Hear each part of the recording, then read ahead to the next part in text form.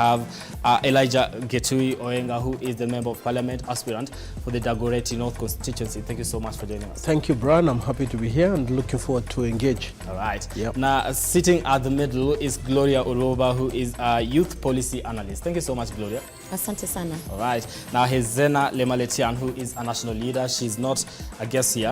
President. Thank you so much for making time tonight. Thank you. All right, now let's start with what has happened today. I want to believe that you are privy to that information where it was trending on Twitter. We are looking at the poll that has been released recently, and that is TIFA, which was conducted on 17th, which was yesterday. And it kind of shows that Raila Odinga, right now, as we speak, has gained popularity. He has 39%, while Deputy President William Ruto has 35%. Looking at the previous poll, which was released on May of this month, or on 2nd of this month, right? Rather, the Deputy President William Ruto was on the lead, and right now he's no longer on the lead. What is happening? How are we looking at this? Let me start with you. I think what we are saying was expected. For a very long time. The Deputy President, William Samuel Ruto, has been campaigning on his own for almost 4 years. He had a field day. He was in the boxing ring, and he was alone. And then as soon as late last year, he got an opponent in the ring, in the name one Right Honorable Raila Amolo Odinga. And you can see the scales have been tilting to the time now Mheshimiwa Raila Amolo Odinga has surpassed Mheshimiwa William Samuel Ruto. This was expected because when you're in a boxing ring alone, you box your shadow. But as soon as you get an opponent, a few punches start landing on you. You've been landing punches. Now you expect a few punches to start landing on you. And you will see these polls continue. And as we head towards August, that trend is sure to continue. All right, now let me come to you, Gloria, because I was looking at the social network and just what people are saying about that. The people from the United Democratic Party, and that's the Kenya Kwanza in general, were disputing that and saying the TIFA poll will not hold water because we've been conducting polls ever since and we've seen the Deputy President leading. But when it is in favor of UDA, then people do support that. But when it's not in favor of that, actually, that's not true. And when I say we, I mean I sit in the secretariat for William Ruto's campaign team, national campaign team, and we don't rely on these sponsored polls. You call them sponsored? They are sponsored. And what a coincidence that right after he announces his running mate, he immediately, within 48 hours, jumps up 7 to 8 points because Martha Karua went to Meru and Kirinyaga. I mean, really, even if you are going to scientifically look at this thing and say, you know, like math, 1 + 1, what numbers are you telling us that Martha Karua from her homecoming in Kirinyaga and her visit to Meru today have actually pushed this? What is happening is that now we are entering into the phase in politics that we call a media war. That's what it is. You will notice that certain media houses have actually openly and outrightly started running material for Raila Odinga. And you know, it is not anything that we can control because as hustlers, we have our own media spaces. We have our Facebook pages, we have the commoners where pale tunaongea huko na pale. And there are things that we cannot control and there are things that we are not interested in controlling. So what is happening is that we are getting into the phase where we are having a media war. I can tell you categorically, today we had circulation of messages in the name of 411, technically saying that Raila Odinga has almost won this election. So I will tell you that those are sponsored polls, and I will tell you that it was expected. And it was expected that this will come, or it was expected that you know, when you are really pushing to try and get to that gap, and every single activity that you've taken up has actually not yielded fruit. Remember, this is just a few, if not days, weeks, when we had Raila Odinga talking about the Juakali sector. And they thought that will turn around, you know, the electorate to think that maybe now their agenda is starting to resonate with the people. It didn't. It failed. Remember, this is just a few weeks when Raila Odinga as well had a rally. I forget exactly where, but we had we had a week where he literally he was in Mombasa. Yes, was it Mombasa? So and the response again, that one failed. So what happens is then you re-strategize. You're like, if we can't actually bridge that gap and you know, get closer to William Ruto, then we can sponsor the polls to give the impression that they are bridging the gap. Now, Hezena, let me come to you. Gloria says that this is a poll, and whatever has been happening, probably even the campaigns that Raila Odinga has been doing, they don't hold water. They are not even responsible for, they were not expected to make a shift when it comes to this poll that have just been released. I think we're not going to base our argument in this discussion on propaganda, because we cannot ignore the fact that Mother Karua has been like a household name. I grew up in the remotest parts of this country, and I still knew Mother Karua as an iron lady who was at the forefront of Kenyan politics and fighting among men. Okay, so I think for us it's a new dawn for this country. It's not something that should be underestimated, because I have friends, national youth leaders, as you know, across all political divides, and I have friends from UDA and Safina, who are telling me of a discussion that if the deputy president would have picked a woman, we are going to shift to Kenya Kwanza. But things turned out better for us, because the Right Honorable former Prime Minister and the fifth picked a woman. And you cannot also ignore the fact that women hold the highest percentage in matters of population in this country. You cannot say that the increase or the effect of having a deputy president as a coalition is something that is very insignificant. I think the gender card came out strong here. It kind of added to Azimio. Absolutely. Now, Gloria, and also not ignoring the fact that this particular lady has been at the forefront fighting for, you know, reforms and all that.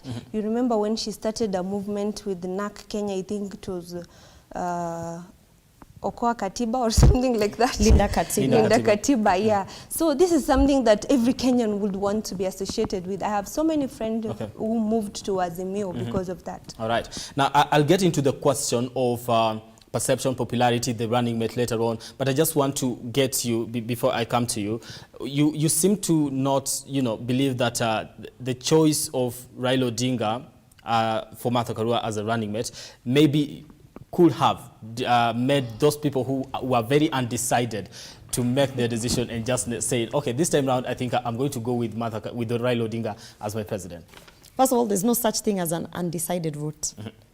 So you go to certain regions and you're doing a poll. When you're doing the polls, how they do it, and they will say, unaona utapatia nani kura, but because that region is, for instance, a stronghold of Raila Odinga, but this particular person wants to say, mi nitapatia William Ruto, they tell you, sijui siko sure.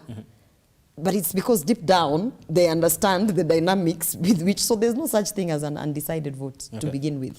I think this is the first election year where the lines have been drawn. It's like day and night, you know. I keep asking the Azimio team, what are you selling us? What is it you're selling? What is your agenda? Forget about these gender things, women and what, and what are you going to, when you're given and you're a woman, sasa umefika, wewe ni mwanamke, what are you going to give to Kenyans? What are you going to change in when you Kenyans' say Azimio, lives? the agenda, So, Raila Odinga, I think he has a 10-point agenda, something like that when he's talking it has about been very, It it has been very, I mean, they have not been able to streamline their messaging.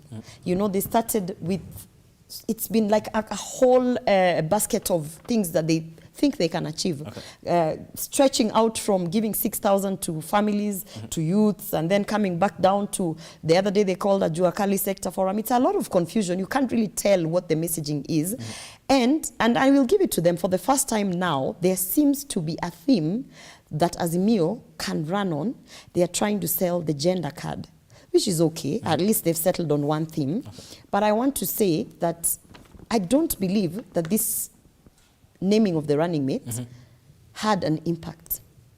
Even for what the I believe, even in your side? What I believe is there was a lot of anxiety in terms of, okay, who is it going to be? Because in past years, the dynamics have been different. And yes, there was excitement that, you know, it should go to the woman, yeah?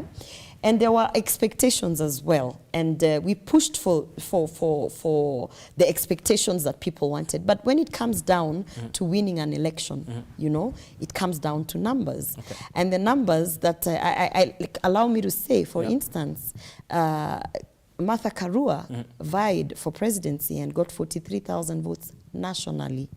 Rigathi Gachagua got 53,000 or so votes within his constituency in Madira. Okay. So when you look at numbers, when you look at, forget even the numbers on the votes they're going to bring, when you also look at what you need in a running mate and the agenda of that, you know, election, of that platform, you know, she just talked about Linda Katiba.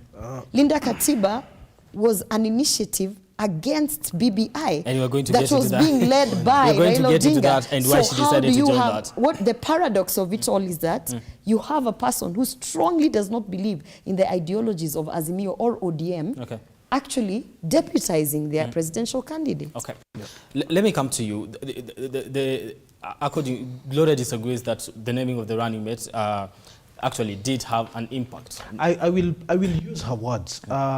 It's like night and day. The choice there was stark contrast.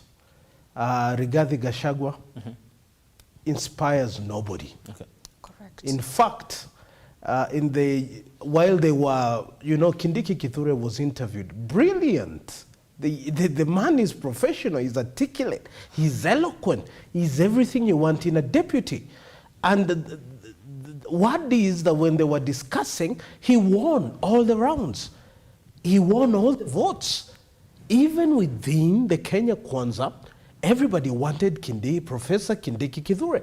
But somehow, somewhere, the DO who knows the Nyayo era tactics was able to use his muscle, and I don't know how, to outmuscle Professor Kindiki Kithure, who is anything but being outside of being a deputy president. He is the right man for that ticket. In fact, as an independent, I was hoping to be tilted by the Professor Kindiki Kithure. I like the man. Even in defeat, have you heard him? Eloquent, humble. He has the ability to submit to a president and guide a country. All right? He will inspire me. He will inspire so many of us. Okay. So therefore, the choice of Gachagua fell flat. Okay. And I think that's why it's showing on the numbers. When Martha Karua now comes on board and she says Martha got 43,000 votes, I tell you, even Jesus Christ was rejected in his hometown, but celebrated everywhere else. Okay. I think Martha Karua is a national icon. And I think time has come. She got 43,000 nationally. Yes. Yeah. And I think that is why time has come. You remember so your analogy doesn't work there. You remember Mheshimiwa Uhuru Muigai Kenyatta lost in Gatundu, lost nationally, before he then became a president. Okay? So there is a journey. And I think Martha Karua has been transitioning. Remember, 5 years ago, they were not even seeing eye to eye with the Mheshimiwa Raila Amolo Odinga. Okay. In 2007, these two were antagonists. They could not even sit in a room together. But in fact, in this era of handshake, Kenyans are moving and inching closer and closer towards a people and a direction that bring peace and unite this nation. We are tired of people sitting on the opposite sides of the periphery and hurling insults at each other. People are looking at a ticket that first heals this nation. This nation has gone through a lot of turmoil. We've lost lives. People have lost blood. Therefore, if you look at what people are looking at now, is there a ticket that can inspire this nation to first heal from its past? It's a past that is marred with a lot of turmoil. And that is why the Luo nation and the Kikuyu nation, just like the Kalenjin nation and the Kikuyu nation, had a chance in 2013 and 2017 to sit at a table and heal. That was welcomed by the whole nation. And I think this is a repeat of that. The Luo nation and Kikuyu nation are sitting at a table and saying, why have we been fighting each other all along? So Kenyans, I perceive, are looking for peace more than anything else. Okay. So they are riding on a platform of peace. Let us unite first. All right. Then development comes to a nation that has united first. Okay. So I see this as a ticket where in Gishugu, where Martha Karua comes from, the old men from Bondo can sit under a tree and say, you know what? We are brothers after all. So this is a healing ticket that ultimately becomes a winning ticket. All right, I want to take a short break, but before I do that, let me just engage you, Hezena. You feel like the Martha Karua ticket compared to the Ruto Rigathi Gachagua ticket, which one, I know you're going to be inclined to your side and say that yours looks better, but what makes your ticket, or rather from your side, look like it's what this country needs? First of all, as a champion of women empowerment and being a politician myself, I think it's a very huge milestone for any woman and the girl child to have the first female deputy president. We are seeing several other nations within East Africa have had first female presidents, deputy presidents, like our neighbor currently Tanzania. And you see, getting a female deputy president just takes us closer to power, closer to State House than having Martha Karua run on an independent ticket as a woman. Because if she didn't make it as a president, then she will make it as a deputy president. And that can only get her to more closer to power. And maybe she will learn something that she didn't learn when she was vying for presidency. So I'm having this holistic look around that. And I also think Martha is a very strong candidate as an individual. Reason being, you see, like Baba being my party leader in ODM, it's a party that has championed for democracy. And the fact that she founded Linda Katiba back then, and she's part of us right now, does not mean that she's we are going to fight what she was fighting. It's because we embrace everyone regardless of their views. All right. Yeah. And we are going to get into the details of that. Where exactly did she decide to now support Raila Odinga if she was opposed to what he was championing earlier on, and also just, get your insights on that particular issue, all right? Because it looks like somebody will argue it's double standards, but we watched her interview recently and she made some clarity when it comes to that. All right, now I want to take a break here. We're looking at the state of the nation. Or not state of the nation, but state of the race. We are heading to August 9th, and just recently, a few days ago, both sides of the political divide did name their running mates. Now, who has the future looking bright for them, right? I'll be back with that discussion. Don't go too far.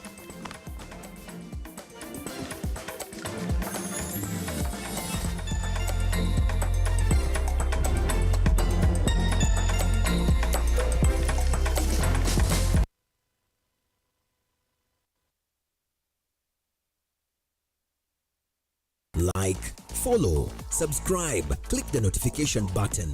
Join the Lookup TV movement now.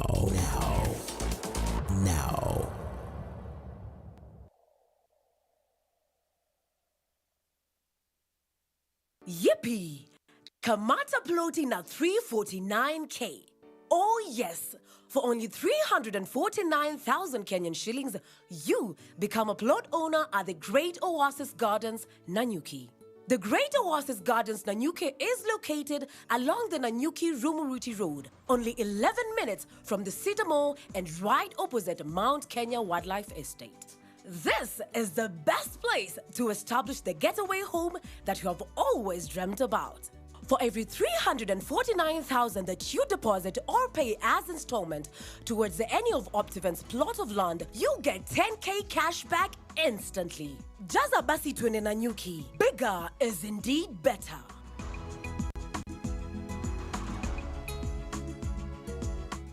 Want to grow your business? Broadcast your sermon, share birthday wishes, make funeral announcements, produce adverts and documentaries? Then book and advertise with us today by calling us on +254 700 893 542 700-893-542 or email us on sales@look-up.tv.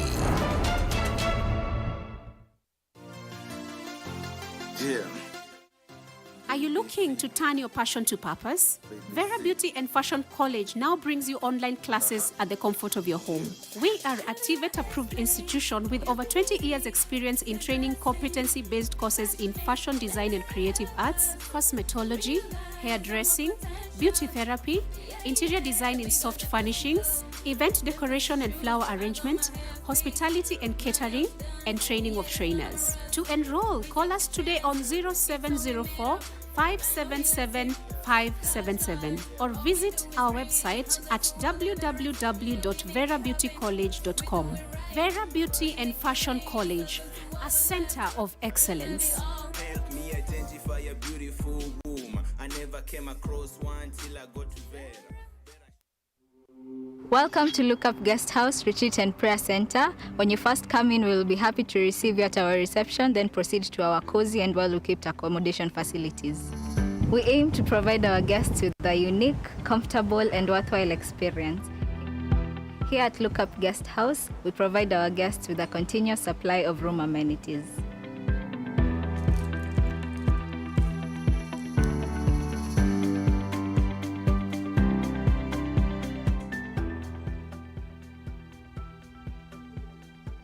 A cool environment for all your retreat activities. Look Up Guest House, Retreat and Prayer Center. For reservation, contact us on info@lookupguesthouse.org or call us on 0746 788 707. Like, follow, subscribe, click the notification button. Join the Look Up TV movement now.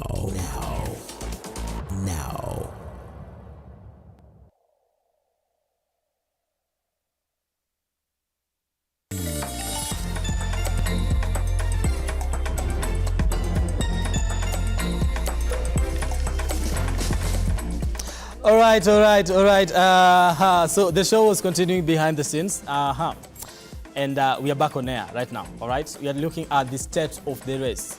Who has the future looking bright for them in terms of Azimio, Kenya Kwanza? Which one exactly? We just had Rigathi Gachagua and William Ruto running as a pair, and Martha Karua and Honorable Raila Odinga also doing the same. All right, before we went for a break, we were just looking at the optics. But right now, I want to jump into something different. The gender card, it has been thrown right, left, and center.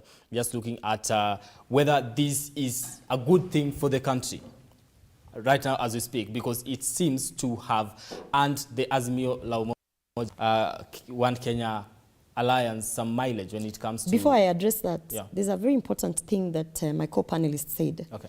That at this moment, Kenyans are really looking for peace, are looking for reconciliation. That is the key thing that Kenyans are looking for. Okay. When you walk out this studio, you ask a Kenyan, what is it that you want? They'll tell you they want money, pesa mfukoni. So there is a disconnect. When you say that you're selling peace, we are not at war. We are absolutely not at war. We've driven to studio, nobody has stopped us anywhere. I'm sitting here next to Jaluos and nobody is fighting anybody here. So what Kenyans want is actually for somebody to address the issue of economy. That is onto that. And one other thing, she said that it's the first time we have had a woman running mate. That is not a fact. We had Kalonzo in 2007, who actually gave Julia Jambo a ticket. In 2017, we had 3 candidates, one of them being Professor Ole Kiapi, who gave a woman the running mate thing. So that in itself also is not. Those are now the narratives, the sensationalization of the running mate issue, so that people can think that, nobody has ever thought, even before Raila Odinga gave us Martha Karua, Wajakoya, yes, who's a presidential candidate, also gave us a woman. And I'll be hosting her very soon. Now onto your question in terms of the gender card, which for me, I feel like this is a narrative that we are being pushed to. Listen, we are selling the economy. We are selling the revival of this economy, because if people don't understand that, we actually are going into an economic meltdown. Yeah? We have seen what is happening with the fuel. We have seen what is happening on the taxes. We have just launched the expressway, which now we have to pay for. I mean, the things that we want to talk about as Kenya Kwanza has got nothing to do of whether you're a man or a woman. Right. It has everything to do, at this point, if a donkey would get onto that seat and uplift our economy, get us out of debt, and actually So the woman develop all factor the here that industries. is not important. We Did you shouldn't be hear what looking I at that when said? the nation is At this regretting point, that. this is my time, and at this point, I'm telling you, what Kenyans want is a solution to our economic problems, because what is happening is that is where we are hurting the most. All right, Hezana, you want to come in? Yeah, just a Yes, moment. And while we are trying to, let me say, take us back to history and revive us on who our freedom fighters were. You know, I hear people saying, so-and-so person fought for, multi-party democracy, so-and-so person made sure the colonialists never came back, so-and-so. The battle that we have now, we don't have colonialists knocking on our doors. The battle we have now as we sit in studio today, 2022, is with our economy. So tell us what you're going to do for us in this economy. Before we get into the issues of matters economy and what these politicians are going to be doing for the nation, the narrative about the woman, and I know you want to, what do you want me to say about the woman? We can actually I just throw said, that aside. I just said, But here's the I thing. think there are three panelists here, so I think No, all of because us he's will... asking Yeah, all of let me us get we to you, let have me get enough to you. time to Just speak you. and respond. Just a moment. As a gentleman, I'm a bit disappointed with my sister Gloria. I felt that Martha Karua ticket was a moment for the whole country to first unite. I was earlier on a radio show with a UDA panelist, and I was so glad that she first of all acknowledged the power with which the Martha Karua running mate, how it inspires the young girls in our schools, the young boys. And Condoleezza Rice says, it is time we move past thinking of a girl child that she can lead to expecting that girls should lead. We should not even, applaud it. It should come to a time that we expect it as a nation that women can also lead. So as a gentleman, I'm a bit disappointed that there are some ladies somewhere who first don't even applaud the mere fact that women have come a long way to a point that now we are looking towards a third. And as a gentleman, I'm actually looking towards 50-50. What we need to start speaking more about is the quality of leadership. When you compare Rigathi Gachagua and Martha Karua, quality of leadership they've offered in the past, now forgetting the gender card, Martha Karua again comes on top. So when you talk about matters economy, again, I would like to educate her a little bit. The one who has spoken about the third and final liberation for this country is one Raila Amolo Odinga. Absolutely not. So what I would like to say, brought the conversation all the wins Kenyans have the had so far. So that is not the true. first liberation was for freedom of speech and That's not multi-party. true. Who was in it? Raila Amolo Odinga. YK92, we know where the boss was. Come to the second, liberation.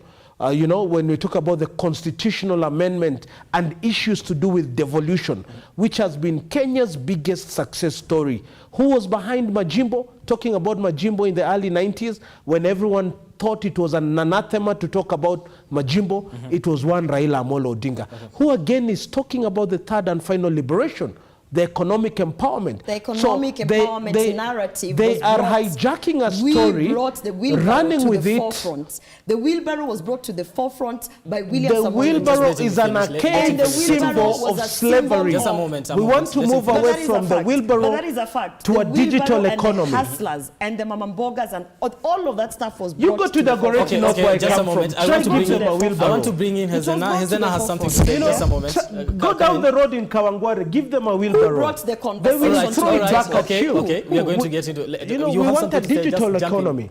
Correct. It's quite ugly seeing us respect our opinions and her shouting back at our own opinions of our Azimio. No, come and on. Come on. Like my brother here, Wenga, said, Azimio has been championing for an economic revolution. That's the third liberation for our country. And in this, Raila Odinga, even while at Kasarani, laid down his 10-point agenda. And that's what we've been campaigning. Every Kenyan now knows what it means in our Zekana. It means unlocking a new Kenya of possibilities. And there is uchumi kwa wote, there is pesa mfukoni, which she mentioned. That is part of our 10-point agenda.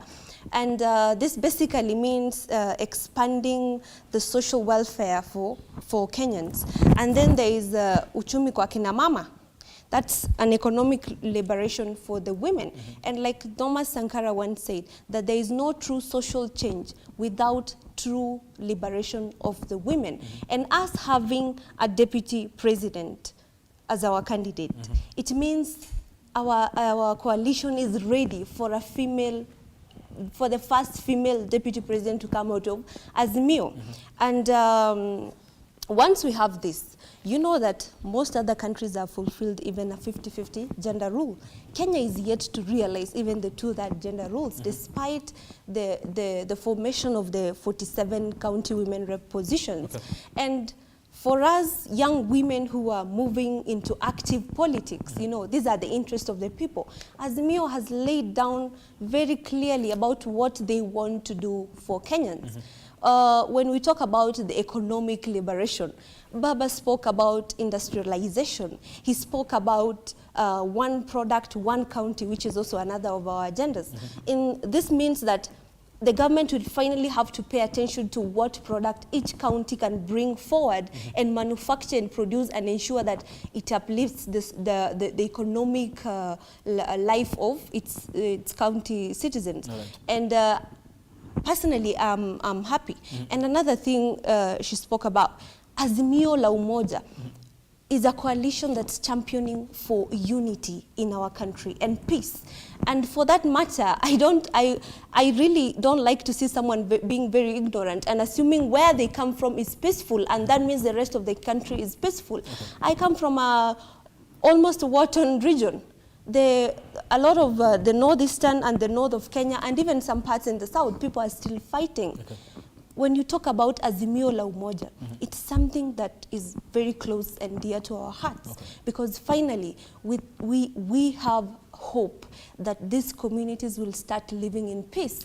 We have seen, and that is all that is being driven, an agenda that is being driven by wait, and we have seen elections before creating animosity, creating wars that have led us even to the international court. And having an election coalition, I mean a political coalition, calling for unity, the first thing, and having a name that signifies a call of unity to the country is something that is worth applauding. Absolutely. Now, Gloria, you say you started the conversation about the economy, but before we get into how that came about, let's get into why you could be looked at as somebody who does not embrace when a woman takes into a position of power. No, I'm not going there. I'm not going there. You know, because when first of all I sit here and hear that Raila Odinga has been championing economic issues, it's not true. We've had him championing constitutional reforms. Building Bridges Initiative, now that you want to talk about women, was actually saying we are going to take all these women, siniviti wanataka, tuwaeke kwa Senate. And then we are going to take all the powers from Senate. So when we were analyzing it, I said that, but that's nonsense. Because you cannot have affirmative action without dignity. Some of the things that were being fronted there looked like they were actually empowering women, but really what they were doing is making a second chair, you know, to deputize men.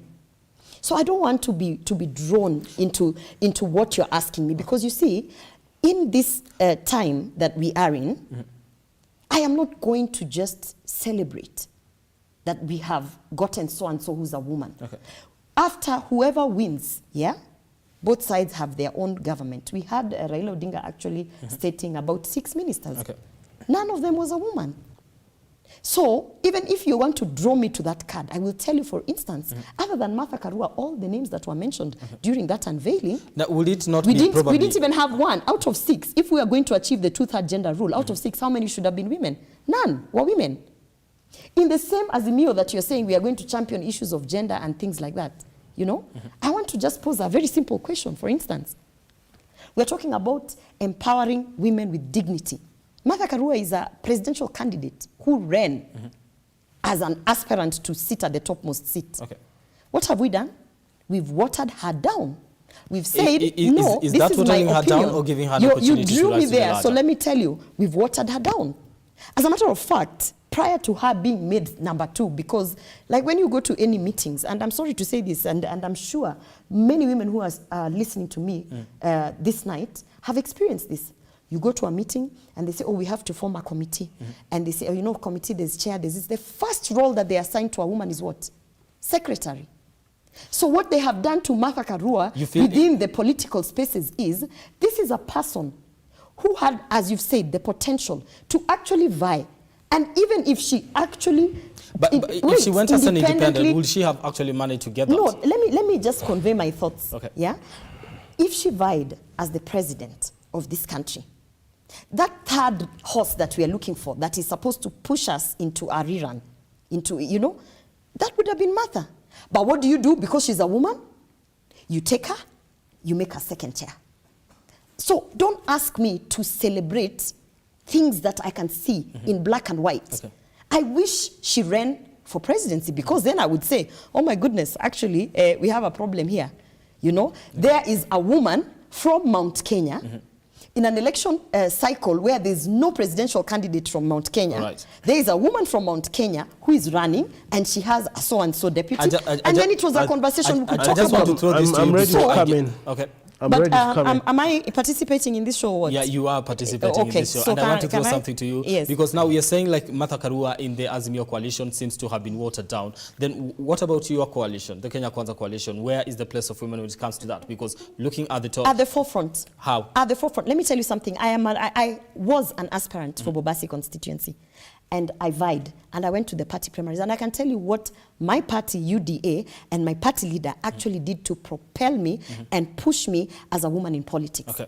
The policies that we have under UDA, the simple measures that we even put during party primaries, issues such as security and safeguarding a woman who's in active politics. There's a lot. We have put women at the forefront actively with actions. Okay. And yes, but you need a face. If somebody looked at what was projected as something that is going to be the government, that need a face, and yes, you need to have that gender, let me say, outfit, you know, and we have it. We have a secretary. We are the only political party that has a woman secretary general. All right. Now, Elijah, you want to come in? Yes. I think what I've heard from my friend Gloria here is, on one hand, she ridicules Martha Karua when she ran and says she got 43,000 and laughs at that. And then on the other hand, when Martha Karua is being practical at her chances of becoming a future president, she scoffs at it. I didn't laugh at it. I stated a fact. I didn't laugh at it. No, I'm just using an analogy. But I didn't laugh at it. So 43,000 votes was paltry. So what Martha Karua has done, she's made a more practical route to her presidency by joining a stable ticket, winning, becoming a deputy president, and for sure, with this route, I can foresee a Martha Karua presidency in the near future. Okay. So without overstating this gender card, I think it's time the girls watching me, the women watching me, to rise up and be counted. And in the Azimio la Umoja, you can see that genuinely there is a desire to bring women to the table. And Martha Karua is not a pushover. Okay. If I were a president who wanted someone to push over, it will not be Martha Karua. Okay. In fact, I will go for even a male, someone I could, you know. Martha Karua has walked out of, you know, the late Daniel Toroitich Arap Moi in a stadium. She marched out alone. That is not a second chair. Yeah. Like, you know, we are being told here. You don't do a second chair for Martha Karua. She'll take over the chair. Okay. So for me, I feel like we now need to move the conversation to looking at these two outfits and saying, in whose hands are we safe? In whose hands so are we safe? Let's not underestimate the peace. Because in the past, Kenya has struggled with elections. So to hear someone say, oh, peace doesn't matter, we need... Who has been the common denominator of violence? Without peace... Who? Without peace, you will not even feed on that table peacefully. Right. So let's not go mentioning people here who has done what, It might turn ugly, but what I'm saying, as Kenyans, let's make a decision based on how are we progressing as a nation. And I can tell you for free, the Azimio la Umoja ticket looks stable, looks admirable, looks like it's giving us the momentum towards a win. And what I love about it, it's bringing everybody on the table. Mgema Mowe na Hakimpe, I really admire how the UDA ran their primaries. So there's some, me as an independent, I can pick and choose from the menu we are being offered. There are some nuggets in the UDA manifesto and in the Kenya Kwanza Alliance that make a lot of sense. How I wish the second handshake will come between Raila Amolo Odinga and Mheshimiwa William Samoei Ruto, because this country, like Gloria has said, the issue after we have peace is economic empowerment of our youth and women. So there are good apples on both sides.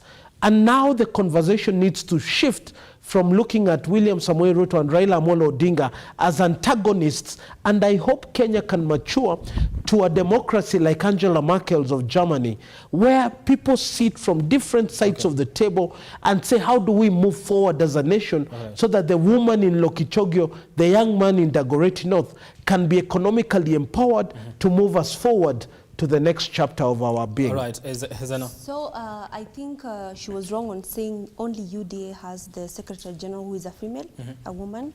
I think Wiper has Miss Shakila Abdallah, and ODM also has Catherine Muma as the head of the National Elections Board. So the anyway, Secretary General? So it's the Secretary.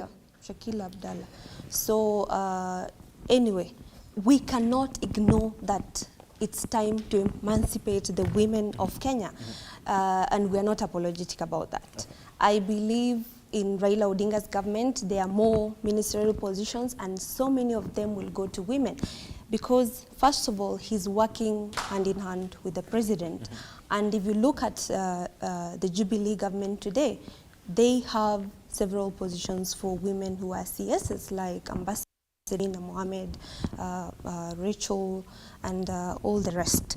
So I think, and that's why we said as Azimio, it's not just the gender card for Martha. She's also an outstanding woman. We were not like trying to water down everything to the gender. It's also her credibility, you know. It's also her track record, you know. She's participated a lot in the justice system. She's stood out as an iron lady. There is a reason why she's being called an iron lady. So for us, she's been a wonderful candidate, and that's why it was so hard choosing between the 4 people who were interviewed, because all of them were amazing, but Martha just stood out as an amazing choice because of the track record and that she's a woman. It propels us to a whole new level. And I'm glad, because I've seen a lot of fellow politicians from the UDA, female politicians applauding the choice. I think that is where we want to move as the women in this country, to have progressive mindsets. Okay. Now, I want to move this conversation forward because we are also running out of time. Now, I want to look at what these 2 coalitions bring on the table. And for the people of Kenya, everyone, the 10-point agenda, the bottom-up economic model, which one is going to work for us? Let me come to you, Gloria. What does UDA bring on the table, apart from just saying we're going to take somebody from the bottom and put them on top, and probably with somebody who is sitting somewhere and wondering how exactly is this going to happen? Kindly. Actually, that's a misinterpretation of the economic model. The bottom-up economic model really just focuses on a huge, let me say, constituents of people that has never really been considered when you're talking about policy and governance. Any other time that you see discussions on legislature, discussions on policy, discussion on things that are going to affect industries, you see the government only engaging stakeholders on an upper level, like on, Fortune 500 companies, corporate level. For instance, if we're talking about tax breaks, you see situations such as the NCBA merger, that's where they were thinking about tax breaks. But when you go down and say, okay, you have this section of youth complaining that they don't want this digital tax and blah, blah, blah, they're actually not addressed. So the whole idea of the bottom-up economic model is that there's these constituencies of people that have never been addressed, and we want to bring them to the table. And now, if we're talking about policy, if we're talking about issues to deal with governance, we are going to ask them, how do we approach this situation? what are the bottlenecks? How can we as government come in and make that change? So I'll give you a very basic example. We have seen the shenanigans of Azimio actually taking a song which is owned by a local artist who we should be promoting, and misusing it without their consent, because that is what it is.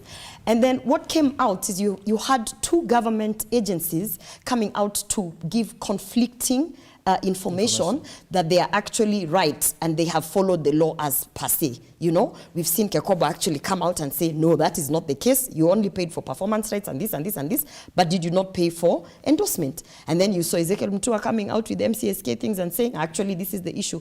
Now, why do we have that problem? Because for a very long time, the creative industry has actually not been looked at as an economic pillar of this country. And that's why we have policies that don't make sense. When an artist comes out and says that my material has been misused, according to the laws of this country, which are conflicting, then you know that the policies have been a trickle-down kind of model, where somebody sits in an office, they say, okay, as MCSK sisi tutapatiana rights ya hii na hii na hii, as Ezekiel Mutua was talking about, and Kekoba will say sisi tutafanya hivi, but nobody actually went and sat down with those creatives and asked them, okay, we have best practices of the industry, but let us localize them. What do you think we should do? That is the bottom-up economic model, where we have a conversation with the people literally at the bottom of the pyramid, and we try to engage them on a policy and a governance level. Okay. Yeah. Which one do And you... by the way, Azimio should just pay. They should just pay those artists. We'll come to they that. Should just pay. Elijah. First of all, is to say that to move from 2017 promising a digital economy and throwing all that out and coming up with a wheelbarrow, I think was a bad idea. You know, people want to have progressive politics. The idea of giving our young men wheelbarrows. Ahmed Nasir, the lawyer, the other day, the daughter graduated. Was it the daughter or son from a prestigious university in the UK? And I saw a lot of Kenyans commenting, now give her a wheelbarrow. Of course, it is not practical. Yeah.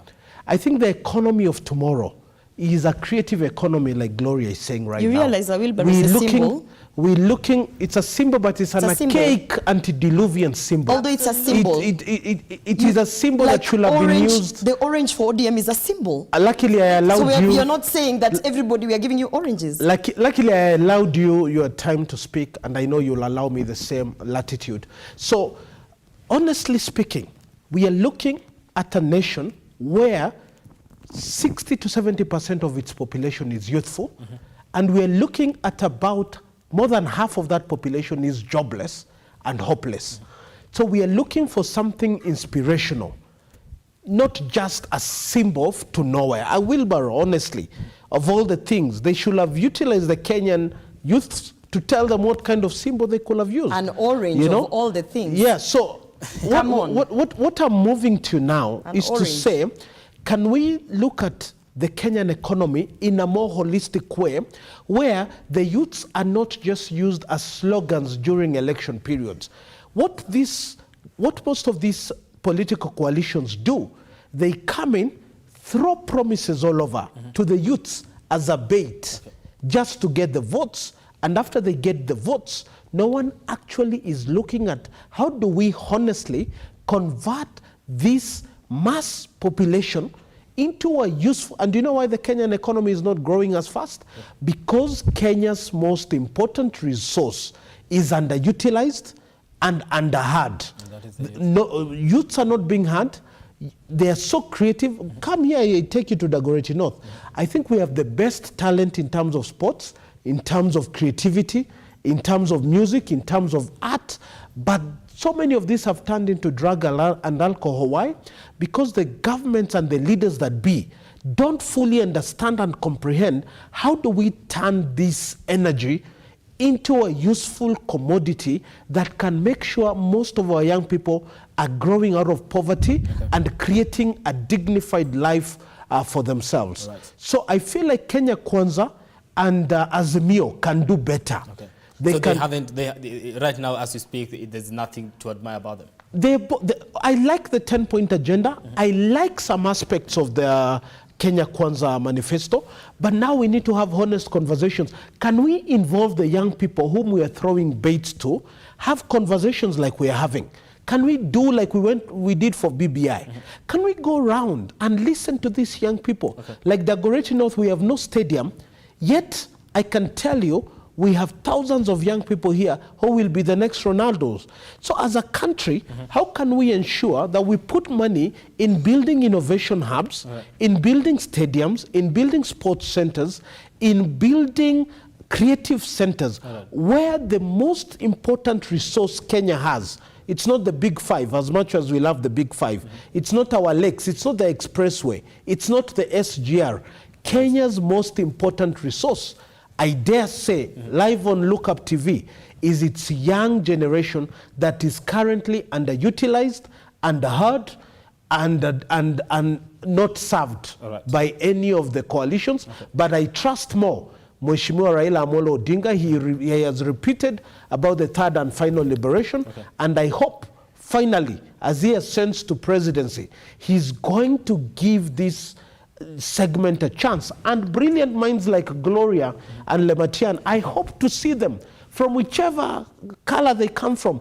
I would hope to see these brilliant minds in the next government.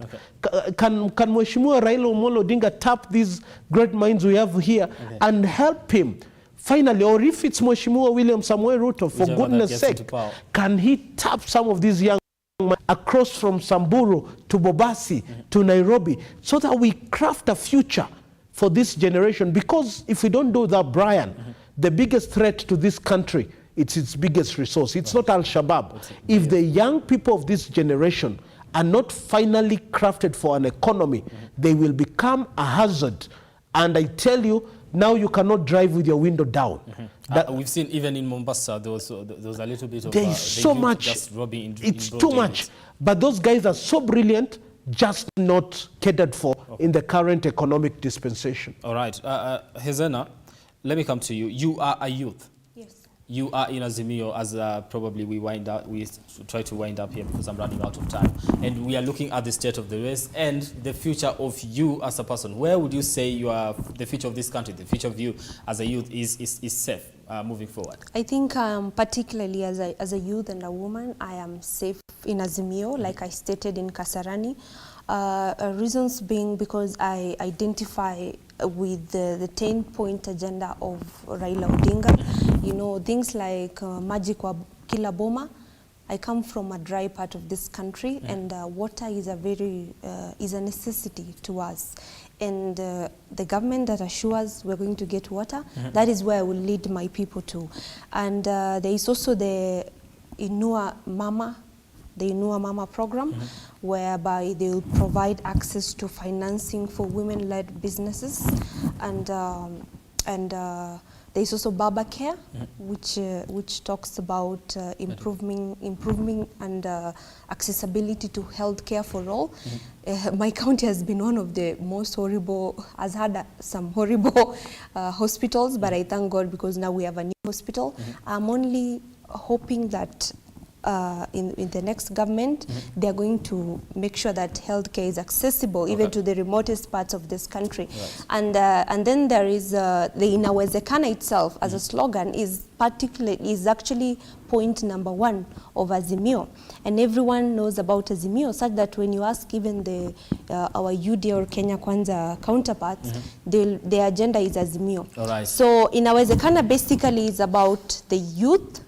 It's about providing opportunities, skills, and the capacity to innovate and create. And I want to throw something to you. And there is also the agricultural revolution. So I think this will provide an alternative and sustainable means of livelihood for most of the poor population. All right. Now I want to throw something to you because based on what Gloria explained on what the bottom-up economic model is. You don't feel like you would identify with a government that comes to have a discussion with people at the bottom on how to make their lives better? What I've just said includes, you know, like we said initially, that we are not going to use the tools of the 16th century for our 21st century problems. As a pastoralist, the wheelbarrow will not assist me. Okay. Allow me to put it that way, because this is politics. It will not assist me. It will not carry my cows. It will not carry my camels, and it will not fetch water miles away from me. Tell me how to get water to my house. Okay. Tell me how I can access financing as a young person in this country for my small business. Okay. Tell me what is the position you're giving women in this country. Right. How safe am I? Right. And give me your track record about previous corruption cases. All right. Now, let me come to you, Gloria, and we want people to be spoken to from down here so that we have a conversation on how to make lives better for everybody. Everybody feels like they are equal and welcome to the table. But that is from the UDA side. The Azimio side has a 10-point agenda. From those 10 points, you don't see anything that you would identify with and say, if this government came into office, this is something that if it comes to work, it will actually help me as a person. Every government that has come into office has always had an agenda that is appeasing. The issue has been, they have sat in the boardrooms, they have dictated the agenda, and they have brought it to us. What we are trying to say at Kenya Kwanza is, we are no longer doing that. And if we are going to sit in the boardroom, we are going to sit in the boardroom with those pastoralists. So they can tell us, by the way, sisi wheelbarrow yenye mnataka kutupatia, sisi kama mnaweza kuimodify, iweze kusukuma ng'ombe. You understand? And by the way, it's just symbolism, you know.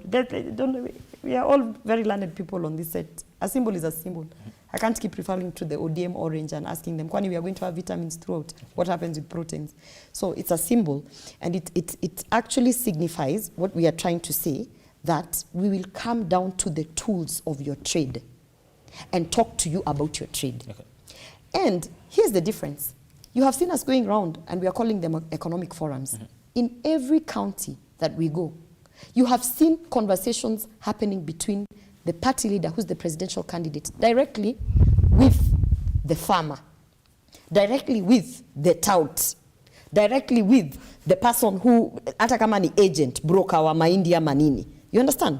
We have seen, and that is what people want. People want to feel that by the time tunakupatia hii kitu, hata kama utaenda upotee kidogo, at least I spoke to you and I told you, when you come to Bobasi, this and this is what you want, and I told you from my point of view. So that is the difference. And why we are getting a lot of buy-in from the communities is because everybody wants to be involved in a process. All right. You understand? You know, I don't know where the 10-point agenda came from, but you can be sure enough, it never came from the people.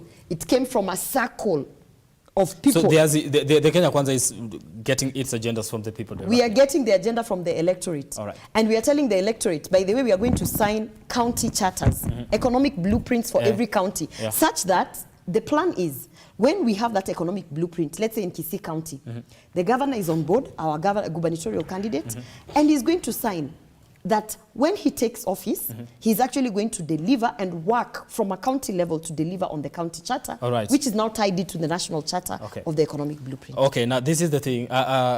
You mentioned something important, and you said every government that comes into office has an agenda, and it is appealing.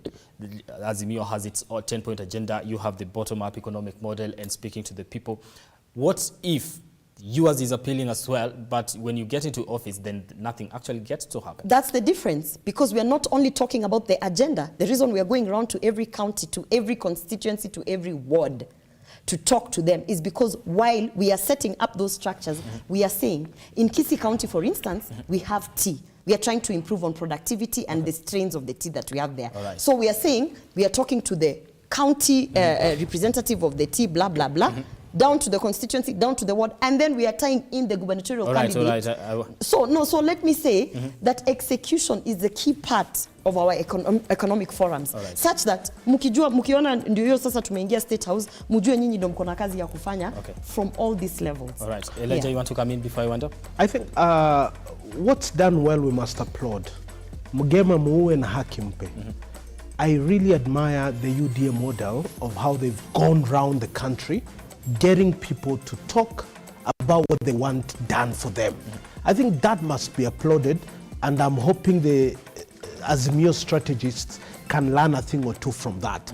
What I really don't trust is after getting all that good information, if the man who promised me 6 stadiums, promised me laptops, promised, so you can be a master in PR and do it so well, but the execution is what, when Raila spoke about devolution, he was a Lone Ranger voice. So you can see who to trust. He hammered on it for so many years until it became popular, until it was effected in the constitution. All right? Raila has been consistent about fighting corruption, about fighting. So while even about empowering the youth. While Kenya Kwanza is winning the PR debate of things, by the way, honestly, when you look at the 2 sets, Kenya Kwanza is way ahead in terms of PR. The Azimio side, I think there is a blockage somewhere, and I hope, and I mean this, they can tap young minds like, you see she's already on the board of, Gloria is on the secretariat. I think young guys like Kalomatian could be tapped into the Azimios. It should not be an old boys club. That one we must say it categorically. Kenya Kwanza has a way of involving more people. My idea is, will they implement what they say? And if we Kenyans will answer that question, between Azimio and Kenya Kwanza, who do they trust to implement what they promise? Azimio is selling youth, but they cannot even just pay Sauti Sol. So how are they going to implement a whole, just pay Sauti Sol first, so we see. I am out of time, but I'd like to take some comments here. Clinton Jack Nando says, Mbona Alfred alitoka huko if they put everything on the table. Hezena, would you like to respond to that? Why did Alfred Mutua leave Azimio as we wind up? You know, they are leaders who chase their personal interest, and we are not about to convert them. They are politicians who chase personal interest. We are not about converting them into leaders. So they are mature enough to leave. All right. Now he continues to say the Azimio coalition is being run by the president, not even Raila Odinga. I think that's a subject of debate. Nelly Andrew says, what a heated conversation. It's time Kenyans vote agenda over gender. Okay. Would you agree with that? We vote agenda over gender. We want agenda, but the gender still gets to play. A good agenda will involve all genders. All right? So, of course, the agenda is more important, but an agenda without the gender. So the two are Siamese twins. They move in tandem. You cannot separate the two. And gender is part of the agenda of this country. All right. I am out of time, so out of time. Now, the youth should refuse to be used as weapons of mass destruction by politicians. That said, may the best man win. That is Joy Mark. And Clinton again says, let me remind this guy of ours in the studio that Kenya Kwanza is to fix the economy, support small traders, create jobs, and expand economic opportunities for every Kenyan. Don't just think of wheelbarrow. Think sasa, that what will you say to that aspirant when ametumia mashini ya kunyoa nywele? Right.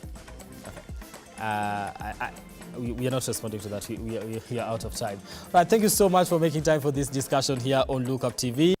The bottom line, politics and power. It has always been a pleasure for me to bring you this program here.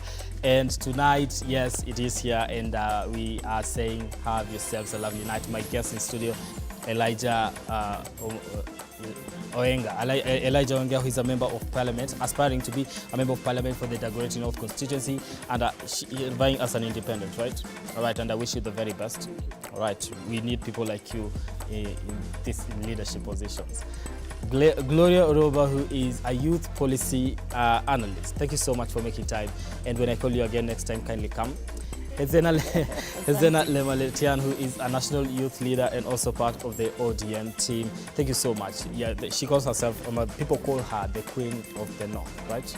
Thank you so much for making time for us here on this particular show. And I hope that we can always be having these conversations and just looking at on how to drive this country forward when it comes to matters governance and politics. All right. My name is Brian Amoai. On behalf of everybody that has made this bulletin a success and this show, Politics and Power, a success, I want to thank you so much for watching. Have yourselves a lovely night.